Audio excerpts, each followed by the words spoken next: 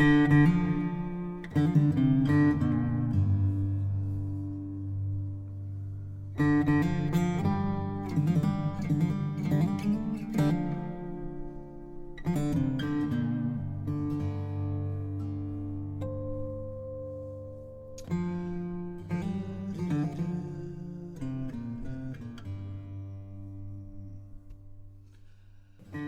11th, 1940. All day the dark clouds roll in from the southeast, accompanied by high winds. Over the radio comes the news that there is a tropical storm in the South Atlantic coast. The air is exceedingly cool for the season of the year. Perhaps it may not be severe enough to do any damage here.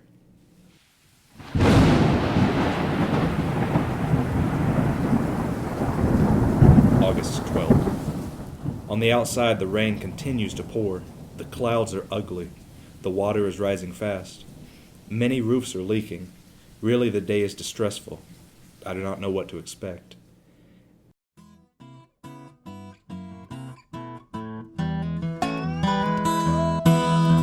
Let it rain, let it pour, let it rain a whole lot more, 'cause I've got them deep river blues.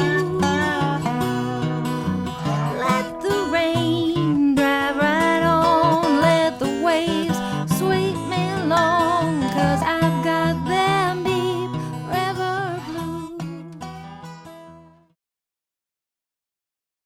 The rain continues unabated. Really, it is becoming to be of a serious nature. Almost all the bottomland is covered with water. The haystacks are almost covered. It is a terrible sight to see what damage is being done.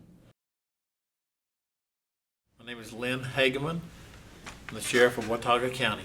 My father was Dr. Lynn Hageman Sr. He was a public health physician that not only had to get doctors for people that had some issues with some of the sanitary aspect of it. There were a lot of septic tanks back then that had been taken out. A lot of the water system that was existing, the infrastructure there was also wiped out. I remember him saying in front of the post office, which is downtown, it was up to almost to the first level of the post office then. But they had to bring potable water, much like we would do today, except it was obviously more primitive then. The highway, the food that would come into Watauga County, all that was devastated. They had to make provisions for all that. There is no communication with the outside world. No train and no buses run. There is not a line of wire over which a person can send a message.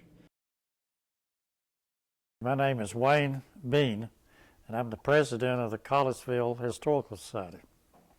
The train would come up from Lenore, Gastonia, Chester, South Carolina, wherever. So the train, when it ran in the later years, it would stay overnight in Edgemont.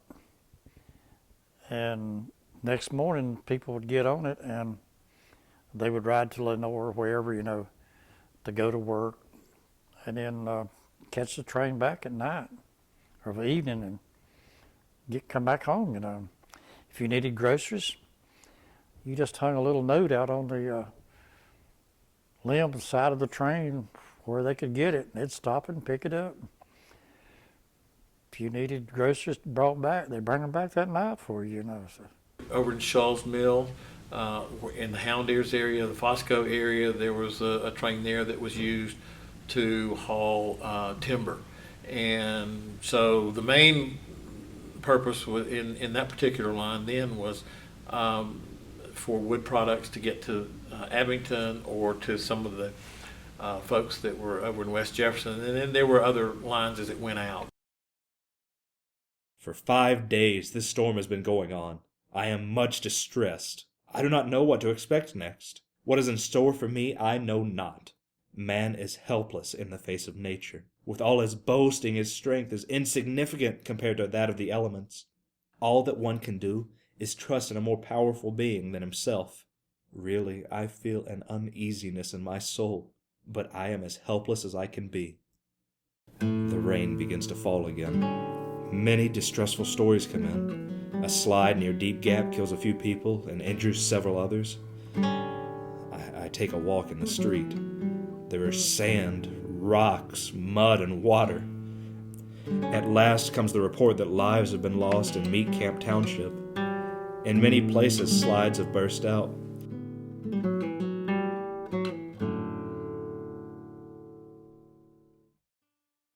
My name is Crystal Wilson. I'm an instructor here at Appalachian State University in geology. The 1940s flood is the biggest flood that we've seen in the last 100 years. We had over 2,000 landslides after we had a hurricane hit the area, followed by another storm, and of those 2,000 landslides, about 80% of them were on forested lands. So certainly the timber logging that had gone on in the county the decade prior was a major player for why we had a lot of these slope failures. And the movements of material that came down these slopes, the material was very fluid. It looked like the rivers or drainages just were swollen with water and rocks and boulders, and everything came down the hill, so it would knock houses off foundations, and people were swept away. There were a total of 14 fatalities due to landslides here during that one event. Ritter Lumber Company came in to this area in the early 1900s, and their main business was harvesting timbers.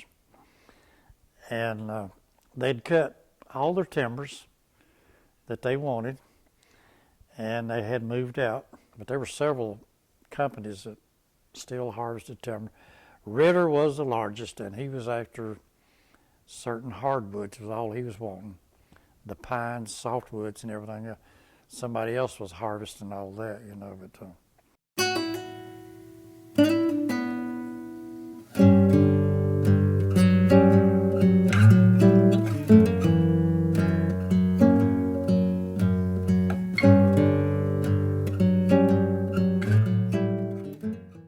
Vegetation is really important in preventing things like this. It's the roots are really important for two reasons. One, it's going to help hold the soil together. It gives you sort of a apparent cohesion and makes things stick together. But two, it's also going to take up a lot of the rainfall that lands on the surface. So it will act as a sponge and remove the water, which is the major driver triggering these landslides.